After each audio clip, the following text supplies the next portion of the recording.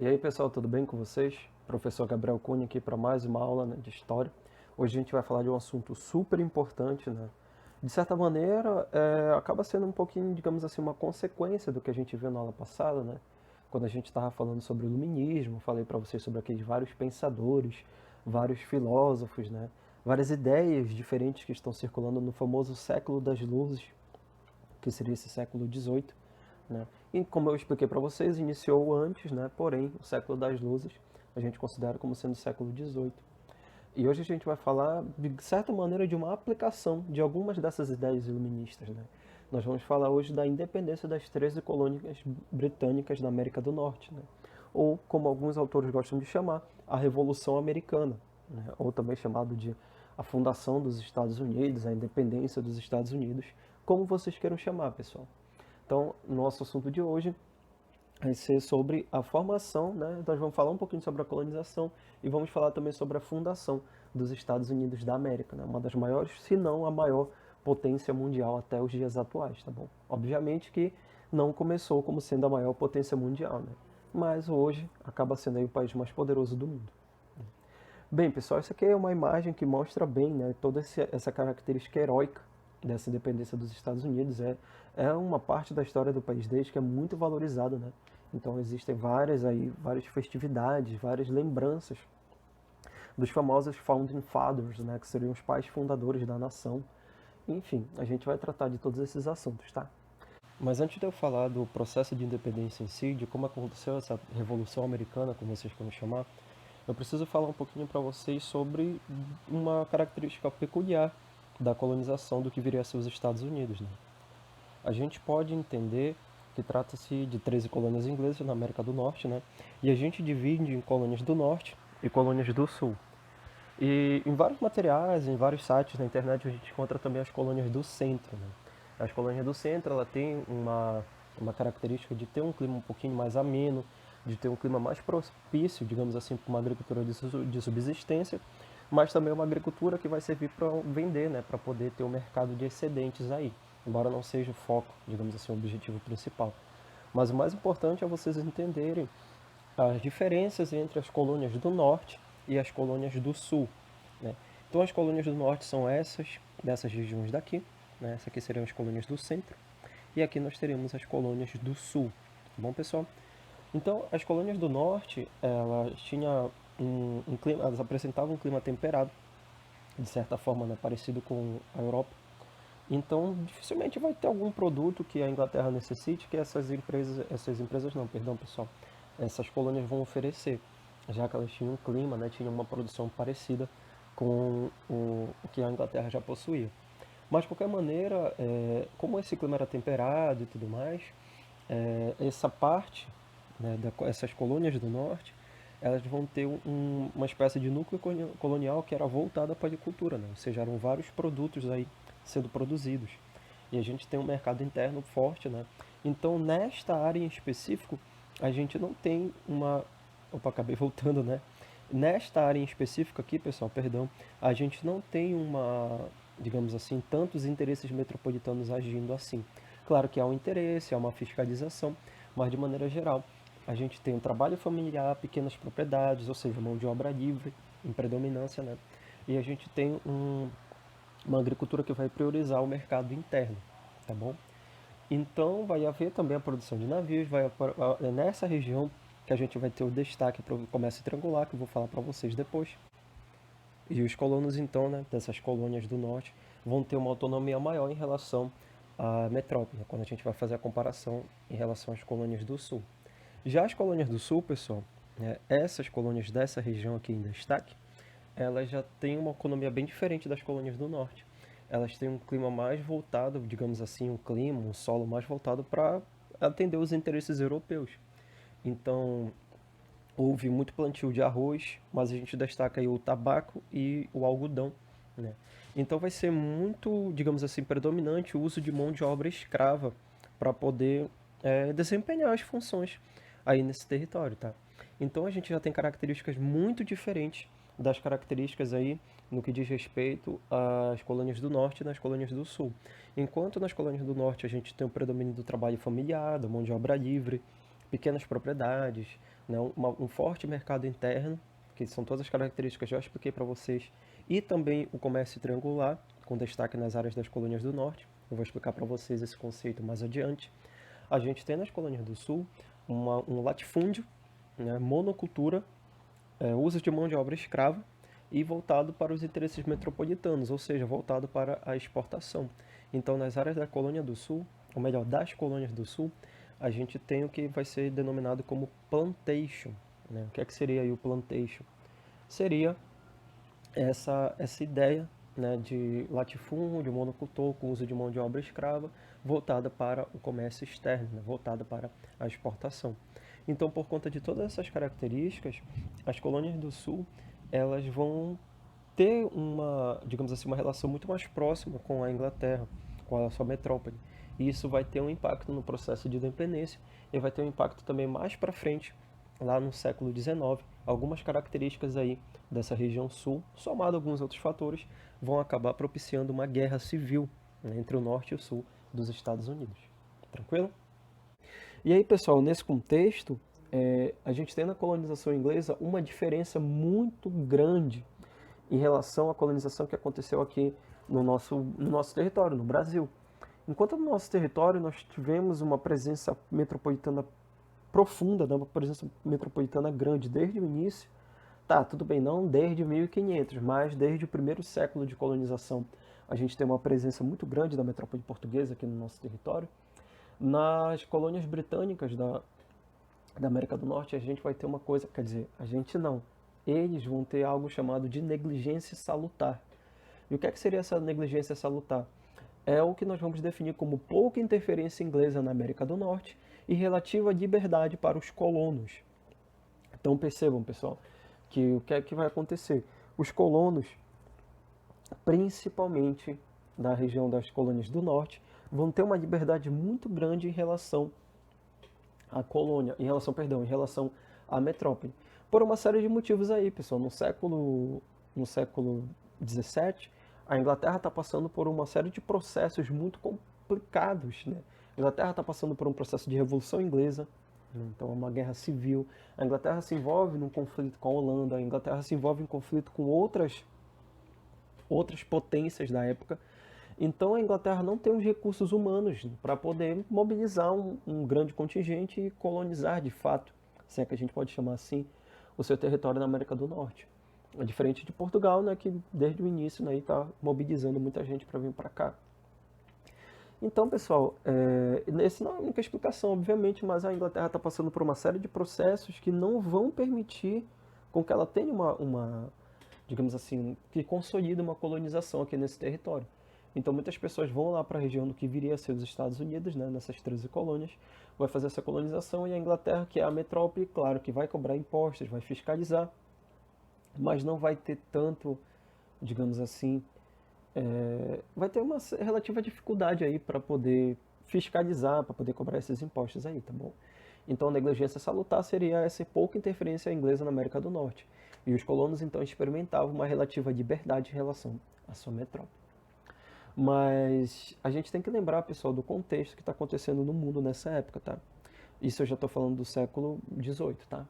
A gente está falando de uma crise do antigo regime. As potências absolutistas europeias estão passando por crises. Crises relacionadas à guerra, à má gestão, má administração, uma série de problemas que estão acontecendo lá na Europa. A própria Inglaterra já não era uma monarquia absolutista. Como vocês já estudaram na Revolução Inglesa, a Inglaterra passa a ser uma monarquia constitucional, uma monarquia parlamentarista, né? Então há todo o processo de revolução gloriosa nesse contexto aí. A gente também pode destacar, eu gostaria que vocês destacassem isso com muito carinho, a expansão dos ideais iluministas, né? Então a gente tem aqueles pensadores que a gente estudou na aula passada, John Locke, o Voltaire, né? Eu vou dar um destaque na aula de hoje para o John Locke, tá? As ideias dele são muito importantes para esse processo de independência dos Estados Unidos. Então a gente tem a expansão dos ideais iluministas, essa ideia de liberdade, igualdade, crítica ao absolutismo, crítica a uma série de questões. Tudo isso vai ser uma influência muito grande no processo de independência dos Estados Unidos, tá? E por fim a gente tem a Revolução Industrial. E isso é um fator de ruptura, pessoal. Na verdade a gente já está entrando no outro tópico, né? Porque com a Revolução Industrial vai ser necessário mais matéria-prima para a industrialização inglesa, que, como eu já falei com vocês, é uma industrialização que um destaque para essa questão têxtil, né? A gente tem que destacar a indústria têxtil da Inglaterra. Então vai ser necessário mais matéria-prima, mas vai ser necessário também, pessoal, mercado consumidor, né? Porque a Inglaterra está produzindo demais, né? Eu vou tentar dar um zoom aqui para vocês entenderem esse esquema do comércio triangular, que eu já vou explicar para vocês. A Inglaterra ela produz muita coisa, né? E esses produtos manufaturados vão ser vendidos aí para as 13 colônias. Então tu tem tecidos e ferragem, produtos manufaturados de maneira geral, entrando na colônia, nas 13 colônias, né? E aí, pessoal, dentro desse contexto, vai acontecer um verdadeiro mercado, um comércio triangular das 13 colônias. Como é que seria isso? Sempre, em todo momento, os colonos eles vão ter produtos nos seus navios para poder abastecer. Então, eles saem, né, com produtos, né, com derivados do açúcar, de uma série de coisas aqui, vão sair com rum, com vários produtos, vão descer, vão consumir uma série de coisas aqui, vão comprar, trocar esse rum, vão fazer comércio com o próprio continente africano.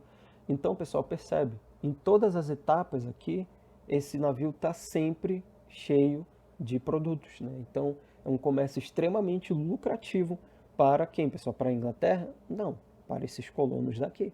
Porque são esses colonos aqui que estão pegando uma série de produtos para trocar por escravos, trocar por rum e assim vai. Então, pessoal, o que é que vai acontecer nesse verdadeiro comércio triangular, que vai seguir este sentido aqui, tá? Nós vamos ter aí uma espécie de fuga do pacto colonial. Como assim, professor? É porque o pacto colonial ele dizia que ele previa o seguinte, que as colônias só fazem comércio com quem, pessoal? Com as suas metrópoles, né? No caso, então, as 13 colônias só poderiam fazer comércio com quem? Com a Inglaterra. Mas não é isso que está acontecendo aqui nesse esquema que eu estou mostrando aqui para vocês. Então, a gente tem a negligência salutar como sendo crucial para esse comércio triangular. Porque sem esse comércio triangular, os colonos eles teriam muitas dificuldades financeiras aí, né? Já que eles teriam que fazer comércio somente com a Inglaterra. E a Revolução Industrial acaba sendo um ponto de ruptura, porque vai ser necessário ampliar o mercado consumidor e alguma parte dessa produção das 13 colônias está, de certa maneira, até mesmo competindo com a produção inglesa, tá?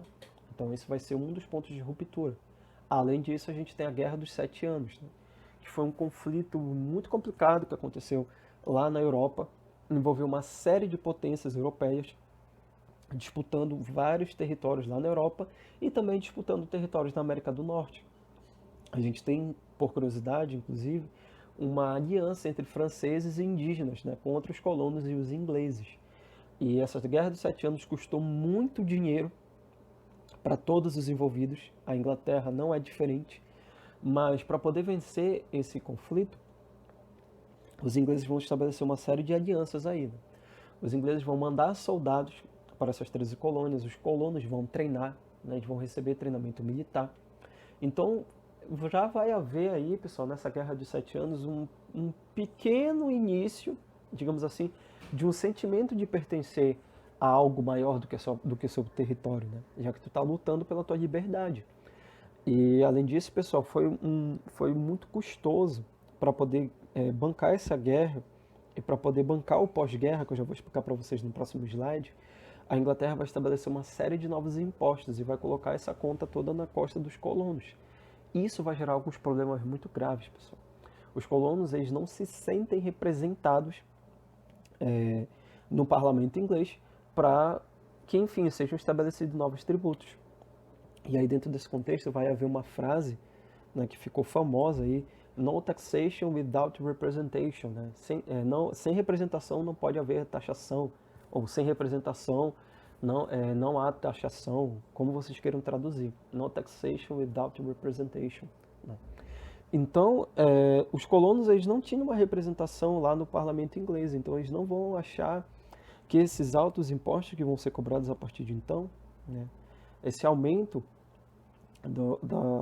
da pressão metropolitana sobre essas 13 colônias eles não vão sentir que isso é legítimo, já que eles não têm essa representação no parlamento, então isso seria ilegal, né, do ponto de vista dos colonos. Tranquilo? E aí eu já acabei entrando, né, nesses novos impostos. Essas leis proibitivas, elas são leis relacionadas a justamente uma maneira de sanar os problemas econômicos que a Inglaterra está passando após a Guerra dos Sete Anos. Como os ingleses gastaram muito dinheiro e enviaram tropas para lutar na América do Norte, né, já que os franceses invadiram, estabeleceram alianças com indígenas e atacaram de fato os colonos, muito desse custo vai ser jogado aí para esses próprios colonos.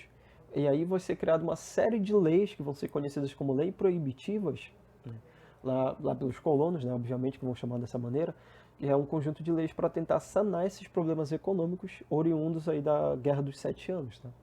E aí tem vários, pessoal, lei do açúcar, a lei da moeda, a lei do selo, o Atos Townshend, eu vou explicar cada um deles para vocês. E no próximo slide eu vou explicar o mais emblemático, né, desses decretos, né, a mais emblemática dessas leis. A primeira, pessoal, é a lei do açúcar, também conhecida como Sugar Act, ou Sugar Act, para pronunciar corretamente, né, de 1764.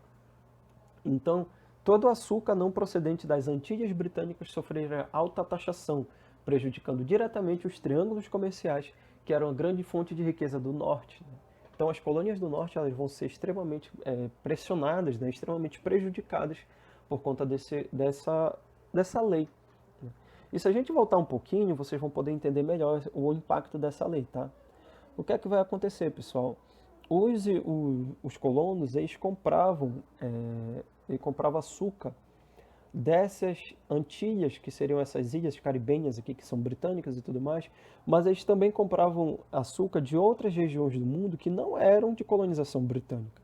Então, com este açúcar, eles produziam rum, e esse rum, né, essa produção de melaço e tudo mais e tal, era utilizada para comprar escravos lá na África, que quando voltavam para cá, para esse território americano, eram trocados por outros produtos, como peixe, madeira, gado, alimentos, etc.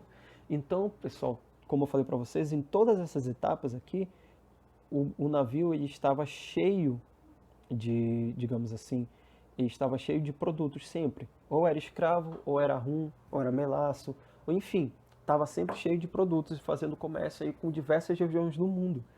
Então agora, com essa lei do açúcar, vai haver uma taxação, né, sobre todo o açúcar que não é de produção britânica. Né?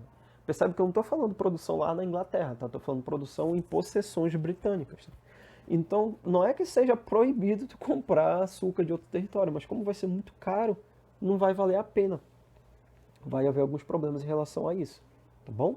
Então, a lei do açúcar é uma lei que vai incidir sobre todo o açúcar que não é de procedência britânica, né? Não é de procedência de alguma possessão britânica. Tranquilo? E aí a gente tem a lei da moeda, o Currency Act, também de 1764, que é uma proibição da emissão de dinheiro na colônia, inibindo a elevação dos preços dos produtos agrícolas e tornando ainda mais difícil a vida dos agricultores. Então essa lei da moeda ela vai parar, por exemplo, não vai mais permitir a emissão daquele papel de crédito, essas moedas elas têm que ser cunhadas na Inglaterra, então isso vai diminuir, né, a circulação e a própria emissão de dinheiro na colônia. Apesar de que isso tem, até que faz algum sentido, pessoal, porque vocês sabem, quanto mais dinheiro está circulando, se esse dinheiro não tem um lastro econômico, isso gera inflação. E a inflação ataca os preços, né? A gente sente logo a inflação nesses preços, né? A gente está vivendo um pouquinho isso no Brasil, né? A galera que vai acompanhar aí o seu responsável no supermercado percebe que as coisas têm ficado cada vez mais caras, né? A inflação é um dos motivos para isso, tá? Embora a inflação seja um sintoma de uma economia que não vai bem, né? Então, pessoal, a lei da moeda ela vai tornar mais difícil, ela vai dar esse monopólio dessa cunhagem de moedas aí para a Inglaterra. Mas aí vem uma grande revolta da população das 13 colônias, que é a lei do selo, né, o Stamp Act, de 1765, que vai dizer que todos os documentos em circulação na colônia americana deveriam receber selos provenientes da metrópole. Então, esses selos eles eram vendidos, né, por oficiais, por funcionários públicos indicados pela Inglaterra, e era caro, tá? Então tudo que vocês possam imaginar, jornal, livro, documento publicado, tudo deveria ter esse selo para poder ter autorização para circular, né? Então isso é uma espécie de censura também, né, pessoal? Se a gente for parar para pensar, tu tá censurando a livre circulação de ideias nas 13 colônias. Bem, isso vai gerar uma revolta muito grande. As pessoas vão atacar os oficiais, né, as pessoas, né, os funcionários públicos que estavam trabalhando ali para poder taxar essas pessoas, para poder vender os selos. Lembrando, sempre a gente tem que lembrar que a venda desses selos era feita por oficiais britânicos, né, por funcionários públicos britânicos. Então, atacar essas pessoas significava, de certa maneira, atacar também quem, pessoal? A própria Inglaterra, tá? Então, isso é algo bem complexo aí, tá? Então, foi muito pesada a revolta da população em relação a essa taxa. Todas elas, pessoal, mas principalmente aí a questão da lei do selo, né? Houve uma revolta muito grande. Claro que houve uma revolta maior ainda em uma outra lei, perdão, em relação a uma outra lei que foi um pouquinho antes, tá? Mas daqui a pouco eu falo dela para vocês. Em 1767 a gente tem os famosos atos Townshend, né, que determinam a taxação de vários artigos de consumo, como chá, vidro, papel e várias outras coisas aí. Então, tudo isso, pessoal, é o aumento da pressão metropolitana. E esses atos Townshend também são uma resposta à revolta, né? O parlamento inglês aí deu um passo atrás e percebeu depois que isso foi um erro. Porque, querendo ou não, quando tu dá um passo atrás, tu está mostrando que é possível, sim, tu fazer uma revolta e conquistar os teus direitos, né? Então, o parlamento inglês até mesmo se divide em certo momento, que uns vão dizer que, de fato, os colonos eles estão sendo muito oprimidos, né? Que a metrópole está pressionando demais. Já alguns membros do parlamento inglês vão dizer que esses colonos aí estão cometendo um ultraje contra a coroa britânica e que eles deveriam ser punidos em relação a isso, né? Isso daí sempre vai haver a divisão do parlamento, tranquilo? E a gente vem para o mais famoso, pessoal, a famosa festa do chá em Boston, né? O Boston Tea Party, né? Ficou muito famoso isso daí. E isso aí, pessoal, foi uma resposta à lei do chá. A lei do chá, também chamada de Tea Act, de 1773, dava o monopólio do comércio do chá à Companhia das Índias Orientais. Então, pessoal, as 13 colônias, elas eram colônias britânicas, então muitos costumes, digamos assim, foram herdados por esses colonos, foram herdados através dos ingleses, obviamente, né?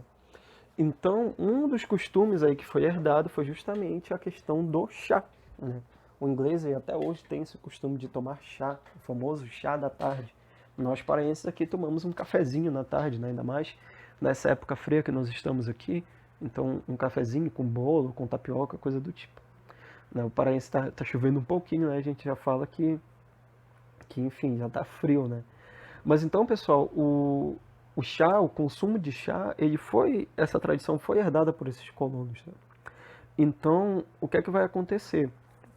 Em resposta a tudo que está acontecendo aí na Inglaterra, em resposta à lei lei do selo, perdão, e à lei do chá, a gente vai ter uma série de boicotes aos produtos ingleses e as pessoas vão até encontrar algumas soluções criativas aí, vão substituir o chá por outros produtos, por café, por chocolate, coisa do tipo. Mas isso vai gerar uma revolta muito grande, pessoal, porque esse monopólio comercial ele vai de encontro às ideias que estão circulando aí, essas ideias aí iluministas, a circulação das ideias, enfim, do liberalismo econômico, até mesmo do liberalismo político, como eu já falei para vocês. E em resposta, então, à promulgação dessa lei, os colonos vão achar uma solução, né, uma maneira peculiar de fazer um protesto em relação a isso. Alguns colonos aí executaram, né, um protesto em relação ao governo britânico e eles se disfarçaram de índios, invadiram navios da Companhia das Índias Orientais, que é uma companhia britânica, e atiraram a carga, né, e jogaram as caixas, não sei quantas aí, caixas de chá no mar, estragando o chá, obviamente, né? Então, diziam na época aí que o porto de Boston virou um grande bully de chá, né, por conta dessa história da festa do chá em Boston, né? Boston Tea Party. Até virou o nome de uma facção política aí lá nos Estados Unidos, né? E, pessoal, isso aí foi um ataque direto à soberania da Inglaterra, tá? E obviamente que os ingleses não vão deixar barato. E aí nós vamos ter as famosas leis intoleráveis, né, ou também chamadas aí de leis coercitivas, de 1774. Então, pessoal, em resposta, né, à festa do chá em Boston, né, vamos parar para pensar. Houve a promulgação da lei do chá, e aí houve a festa do chá em Boston. E ou seja, foi uma coisa em resposta à outra, né? E aí, em resposta a essa festa do chá em Boston, a Inglaterra vai delimitar as famosas leis intoleráveis ou coercitivas de 1774. E segundo essas leis, o Porto de Boston foi interditado até o pagamento dos prejuízos, a colônia de Massachusetts foi posta sob ocupação militar inglesa e os funcionários ingleses que cometessem algum delito seriam julgados em outra colônia ou na metrópole, o que era mais comum. Então, se algum funcionário inglês atirasse aí matasse algum colono, o que é que ia acontecer? Essas pessoas elas seriam aí enviadas para ser julgadas em outras regiões do mundo, né? E até mesmo na metrópole, e muito provavelmente seriam inocentados, né? Então vocês percebem que as tensões estão escalando, pessoal. Então houve inclusive aí o famoso massacre do chá em Boston. E esse massacre do chá em Boston, não, pessoal, massacre de Boston, perdão, ele foi um massacre que aconteceu alguns anos antes, tá? Alguns soldados britânicos, eles atacaram, né, civis que estavam ali, né, fazendo uma espécie de protesto. E aí o que é que vai acontecer? Foi mais ou menos em 1770. Essas pessoas elas foram atacadas, né? E algumas pessoas morreram, muitas pessoas ficaram feridas. Então, se vocês pararem para pensar, a metrópole inglesa ela está atacando o direito à vida. Lembra do John Locke? Direitos inalienáveis, direito à liberdade, à vida enfim, outras coisas aí. A metrópole então está atacando o próprio direito à vida dos colonos. Então isso dá o que, segundo John Locke ainda, a legitimidade para que essas pessoas se separem, né, desse governo. A legitimidade para que as pessoas lutem contra essa tirania. E assim foi feito, pessoal. Em 1774 foi pensado aí o primeiro Congresso Continental. E nesse primeiro Congresso Continental, a gente não, né? Eles fizeram um boicote total ao comércio inglês e uma petição ao rei e ao parlamento pela revogação das leis, em nome da igualdade de direito dos colonos. E aí, como eu escrevi aqui nesse slide, verifica-se ainda nesse momento uma situação negociável, manifesta no próprio reconhecimento do parlamento inglês pelos colonos. Pessoal, então nesse primeiro momento, né, se a gente for pegar esse primeiro Congresso Continental, já tem algumas pessoas, obviamente, falando sobre separar, né, sobre declarar a independência aí das 13 colônias, se separar em relação à Inglaterra, mas a maioria aí, principalmente as colônias do Sul, não querem se separar da Inglaterra, tá? Então vai haver muitas pessoas aí que vão se posicionar de maneira contrária, mas vão assinar uma petição para que o rei volte, né, atrás, para que o rei cancele essas leis que são consideradas coercitivas demais. Até mesmo no parlamento inglês há pessoas que vão dizer, não, de fato, eu acho que está sendo exagerado, toda essa cobrança, toda essa pressão. A gente está punindo de maneira muito pesada essas pessoas aí. Bem, parece que essa negociação ficou só nas palavras mesmo, né? Porque o governo inglês acaba mandando umas tropas, coagindo cada vez mais, né, essas pessoas aí. Enfim, pessoal, há mais algumas batalhas lá entre tropas inglesas e tropas, se a gente pode chamar assim, de colonos. E aí já no segundo Congresso Continental, que aconteceu entre os anos de 1775 e 1781, como resultado dessa intransigência, né, dessa falta de vontade de negociar do governo inglês, foi declarada a independência dos Estados Unidos em 1776. Né? Só que tem um problema aí, pessoal. Essa declaração de independência é uma declaração unilateral, né? Ou seja, é uma declaração que não é reconhecida pela Inglaterra. Então, se vocês procurarem na internet, vocês até encontram o texto, né, da Declaração de Independência dos Estados Unidos.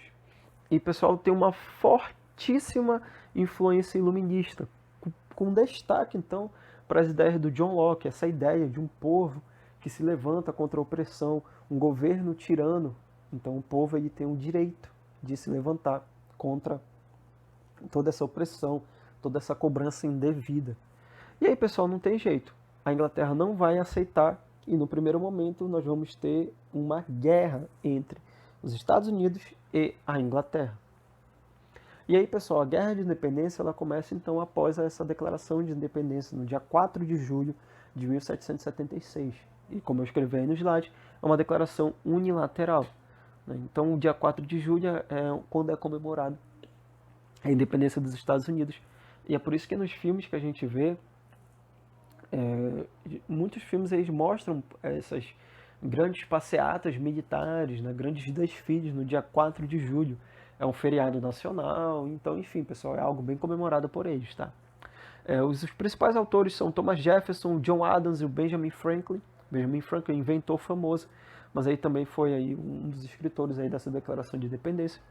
Há um forte tom jurídico nessa declaração de independência, mas aí, como é uma obra escrita a várias mãos, esse tom jurídico mais técnico aí já vai ter algumas, digamos assim, algumas atenuações para que o texto ficasse um pouquinho mais chamativo também, né? Um pouquinho mais emotivo. E aí, como eu falei para vocês, destacando ao longo dessa aula toda, há fortes influências iluministas nesse contexto, pessoal. Em que sentido? Principalmente as ideias do John Locke, né? Essa ideia de liberdade, de direito à vida, e nesse caso aqui a gente tem o direito à propriedade privada, a essa série de coisas aí, tá? Uma busca pela felicidade. Então, são influências iluministas fortíssimas, essa crítica ao absolutismo, a essas decisões tirânicas aí. Mas como eu já falei para vocês, os ingleses eles não vão aceitar bem essa história. Os ingleses eles vão atacar as 13 colônias e no primeiro momento, né, a guerra de independência ela vai pender para o lado inglês. Os ingleses estão também, né, pessoal, é o exército mais poderoso do mundo naquele momento. A maior potência do mundo naquele momento era a Inglaterra. Além disso, os colonos eles não estão necessariamente unidos, tá? Como eu falei para vocês, havia uma divisão aí entre as colônias do norte e as colônias do sul, né? As colônias do sul ainda tinham esse interesse aí de se manter ligadas à Inglaterra, mas aí com o segundo Congresso Continental, inclusive as colônias mais ligadas até, como a Geórgia, por exemplo, vão reconhecer a necessidade de haver essa separação. O grande problema, pessoal, é que muitas dessas pessoas elas tinham medo de que essa revolta virasse uma revolta pela abolição da escravidão. E percebe que em momento algum eu falei isso, tá bom? Então, a Declaração de Independência, né, a primeira Constituição norte-americana, a primeira Constituição aí dos Estados Unidos, ela não prevê a abolição da escravidão, tá, pessoal? Então, são detalhes importantes que nas próximas aulas a gente ainda vai utilizar.